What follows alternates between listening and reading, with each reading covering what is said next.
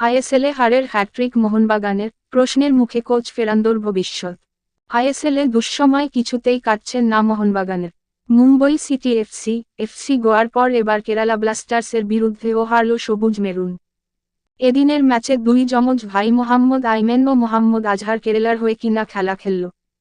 বুধবার ঘরের মাঠে ইয়েলো আর্মির কাছে 1-0 গোলে পরাস্ত হতে হল ফেরান্দো ব্রিগেডকে। এই নিয়ে পরপর 3 ম্যাচ হারল সবুজ মেরুন শিবির। আইএসএলের ইতিহাসে প্রথমবার কেরালার কাছে হার।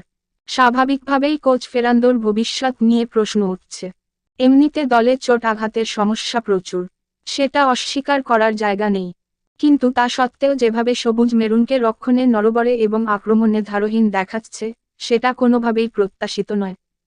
এদিন ম্যাচের প্রথমার্ধে একেবারেই প্রভাবহীন ছিল সবুজ মেরুনের আক্রমণভাগ আর রক্ষণভাগ নড়বড়ে। ম্যাচের 9 মিনিটে দিমিত্রোস কার্যত বাগান রক্ষণ নিয়ে ছেলেখেলা করে সবুজ মেরুনের জালে বল জড়িয়ে দিলেন।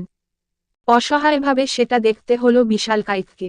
গোল হজম করার পর মোহনবাগান আক্রমণের চেষ্টা করলেও সেই আক্রমণ দানা বাঁধছিল না। দ্বিতীয়ার্ধেও পরিস্থিতি একই ছিল। মোহনবাগান চেষ্টা করে গিয়েছে আক্রমণ করার, কিন্তু কাজে আসেনি। বলা ভালো, সেভাবে সুযোগ তৈরি হয়নি। গোটা ম্যাচে মাত্র একটি শট টার্গেটে রেখেছিলেন সবুজ মেরুন ফরোয়ার্ডরা। স্বাভাবিকভাবেই আক্রমণভাগ নিয়ে প্রশ্ন উঠছে। প্রশ্ন অবশ্য রক্ষণ নিয়ে উঠছে। আগের 2 ম্যাচেই প্রচুর গোল খেয়েছেন শুভাশিস বোসরা। এদিনও বিশাল কাইত না থাকলে গোটা 3 গোল হজম করে মাঠ ছাড়তে হতো মোহনবাগানকে। লিগের অন্যতম সেরা দল নিয়েও পরপর 3 ম্যাচে হার। এর আগে এফসি কাপ থেকেও ছিটকে গিয়েছে মোহনবাগান। স্বাভাবিকভাবেই প্রশ্ন উঠছে কোচ জুয়ান ফেরান্দোর ভবিষ্যৎ নিয়ে। ইতিমধ্যেই পারফরম্যান্স নিয়ে তাকে সতর্ক করেছে দল। কেরালা ম্যাচ হারার পর টিম ম্যানেজমেন্ট কী সিদ্ধান্ত নেয় সেটাই দেখার। ফেরান্দো অবশ্য এদিনও দলের হারের জন্য চোট সমস্যাকে দায়ী করেছেন। তার বক্তব্য, এখনও দলের 7 সদস্য চোট পেয়ে মাঠের বাইরে। তারা ফিরলে অন্যরকম দেখাবে সবুজ মেরুন শিবিরকে।